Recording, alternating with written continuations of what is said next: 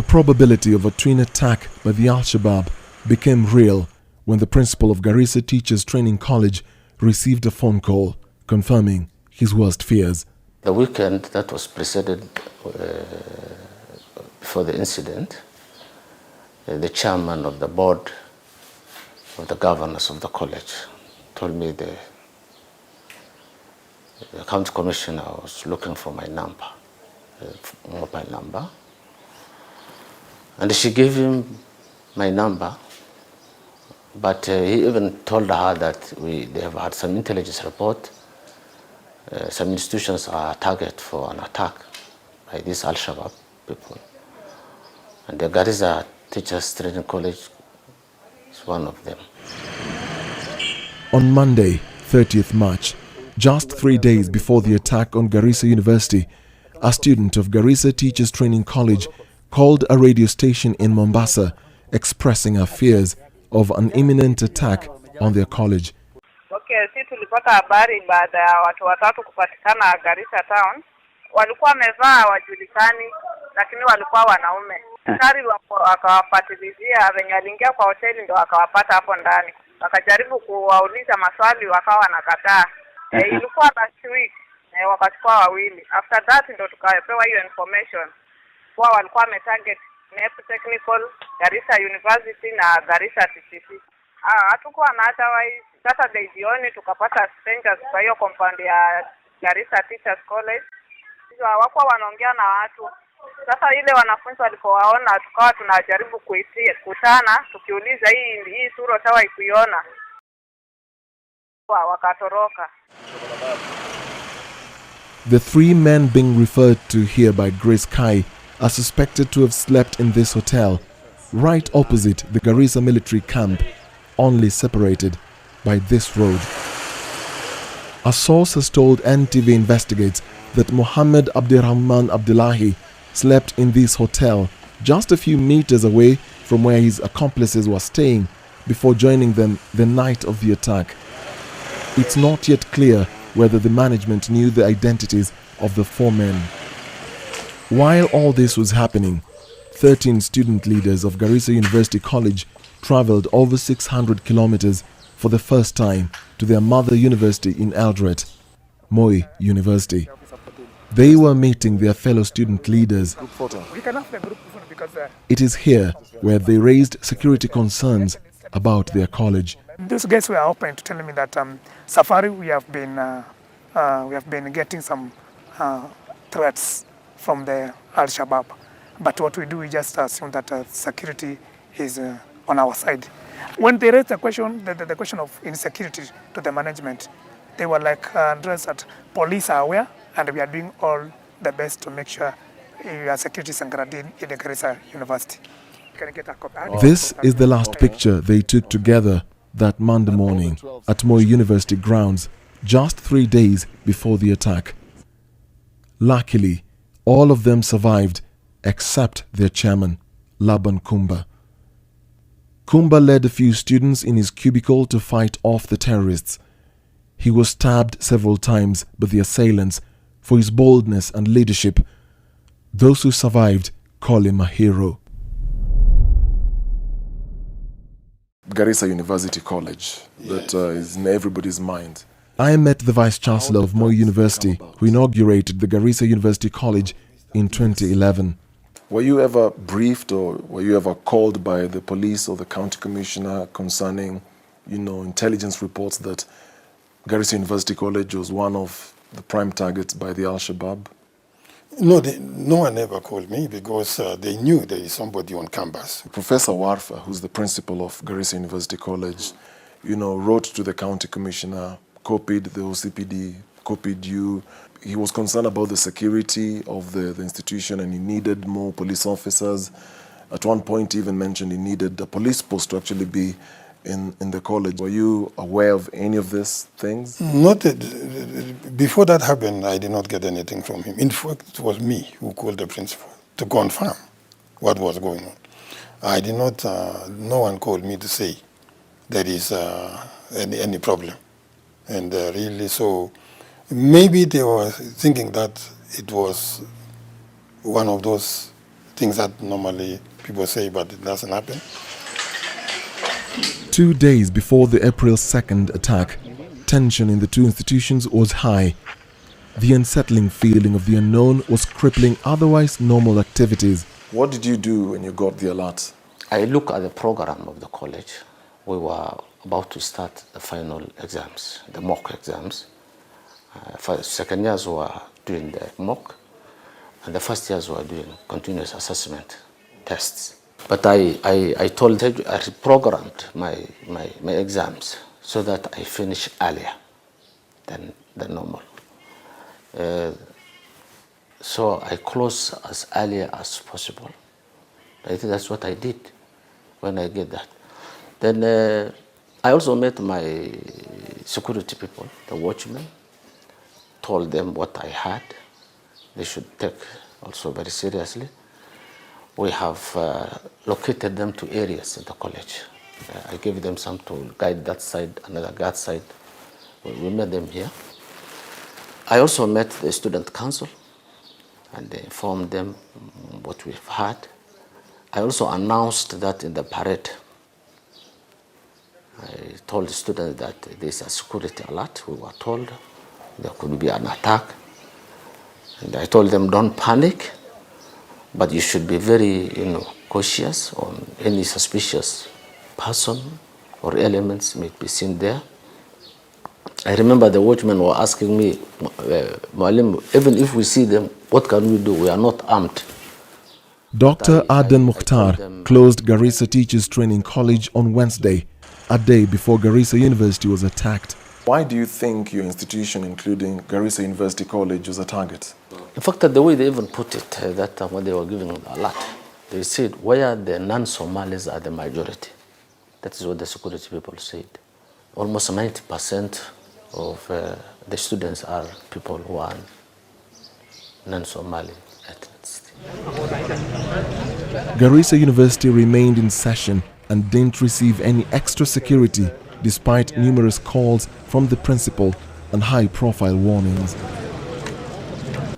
Sometimes I say, I wish I had a gun. Sometimes I say, I wish I had been trained to use firearms. Sometimes I say, I wish they had given us more officers.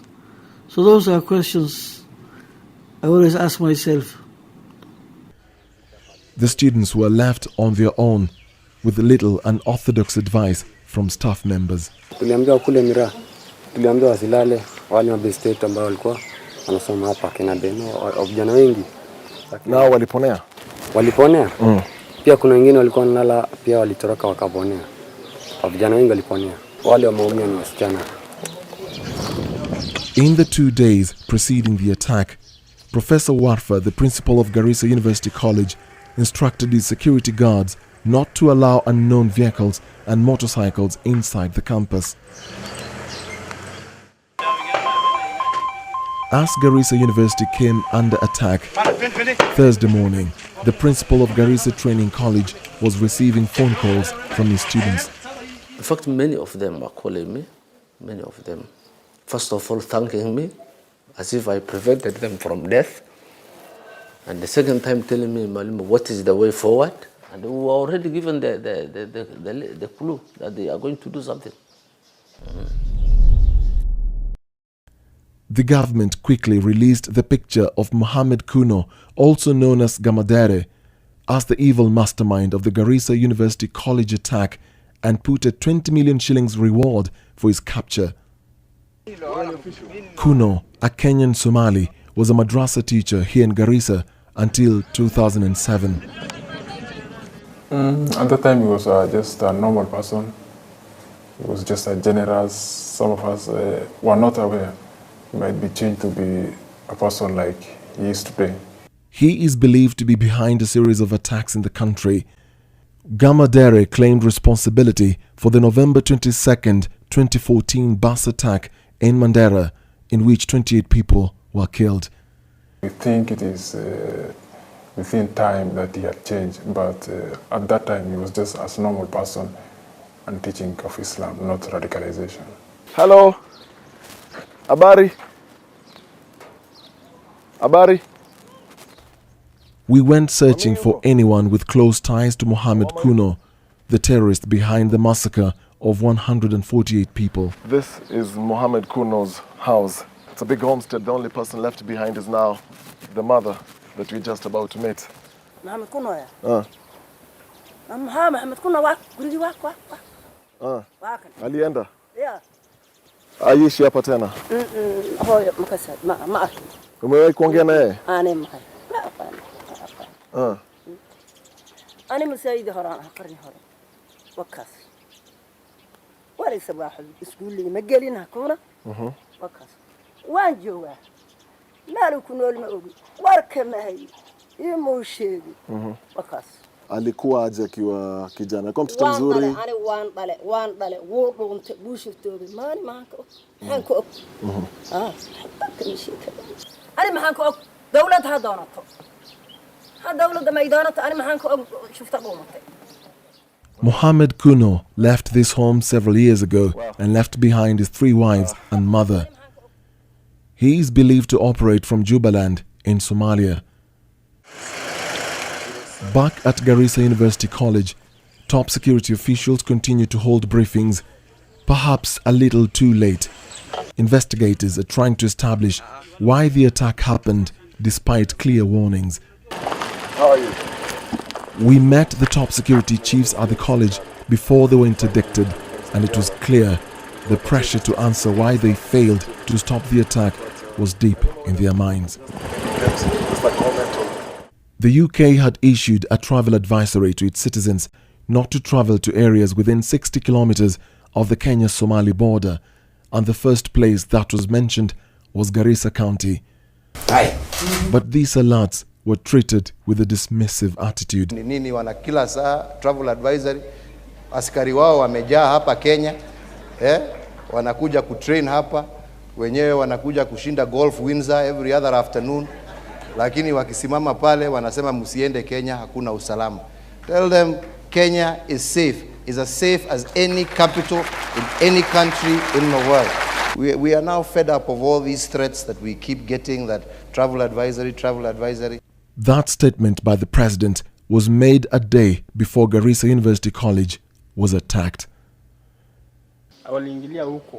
In a desperate attempt to bring closure to the massacre in Garissa and cover the bungled operation, a decision was made to provide 2 police choppers to the GSU's REC headquarters in Ruiru.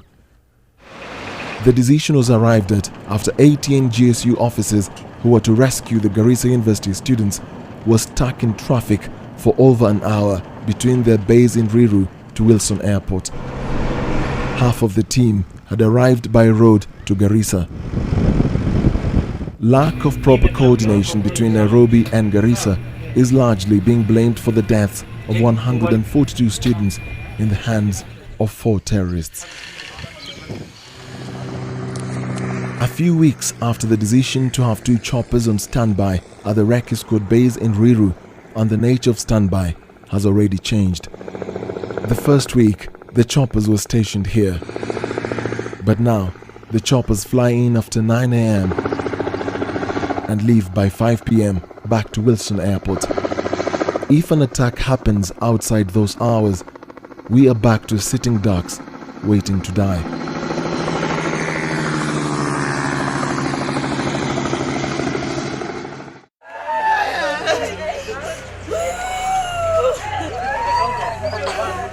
Families that lost their loved ones are still struggling to cope with the pain and grief that can't be expressed in words. The devastation and general confusion of identifying bodies at Chiromo mortuary went on for weeks. Many of those who perished came from poor families who could not even afford transport to come to Nairobi. The following day, tukajaribu kupata pesa mama aende Nairobi. Sasa mama kaenda Nairobi. The following day alienda Nairobi akakaa siku 5 kama mimi niko hapa nyumbani. Anafuatilia mtoto. Anafuatilia mtoto. Sasa ninapomuuliza anasema mtoto hapatikani. Mtoto hapatikani. Mtoto hapatikani. Mpaka siku ya 6 mimi nikaingia huko Nairobi. Sasa ndio kaanza kutafuta naye. Sio kuja hivi ilikuwa the following day kuja jana.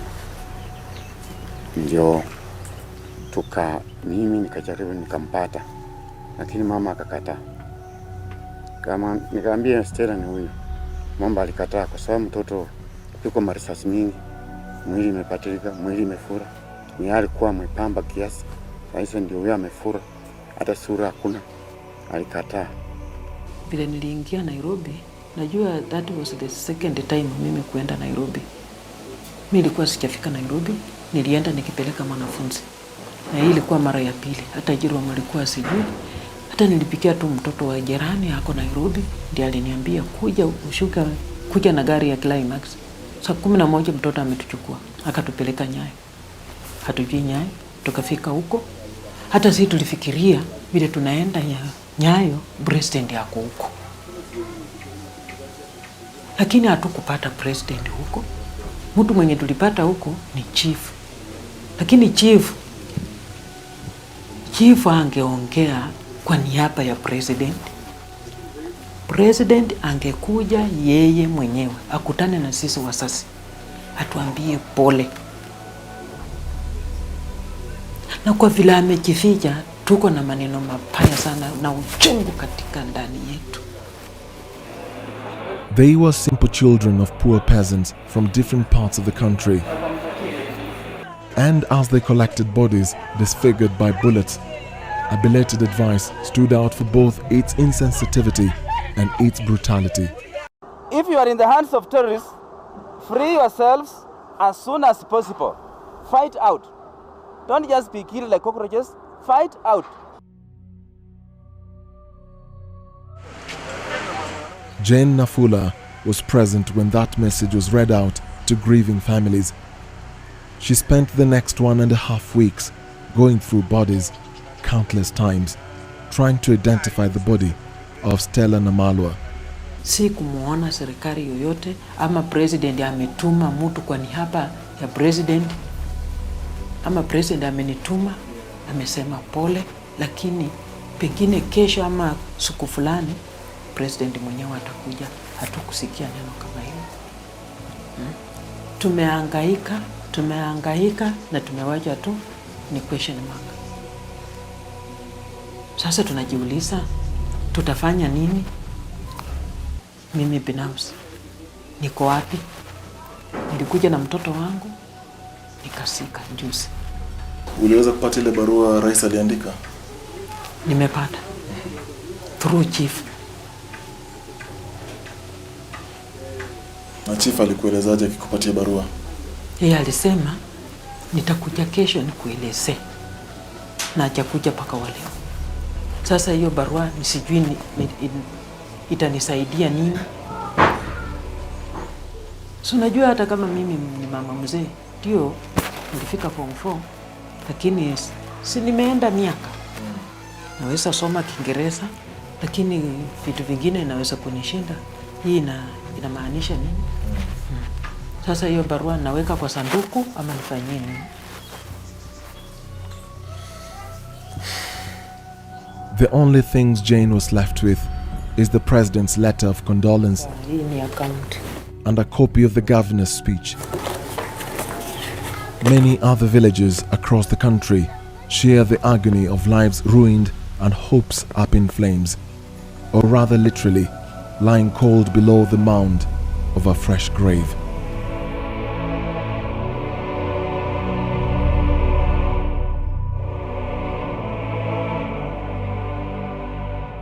Dennis Okari, NTV Investigates.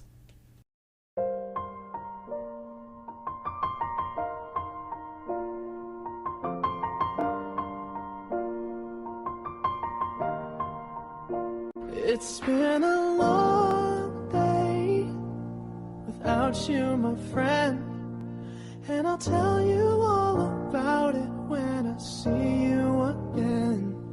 We've come a long way from where we began.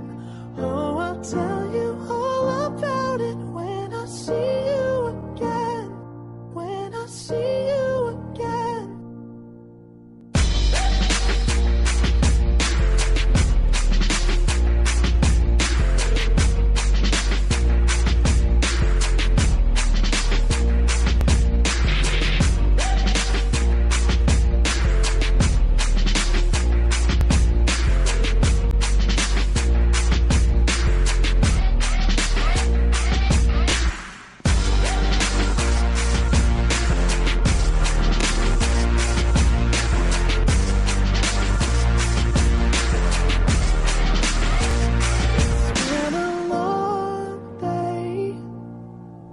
without you, my friend. And I'll tell you all about it when I see you again. We've come a long way from where we began. Oh, I'll tell you all about it when I see you again. When I see you again.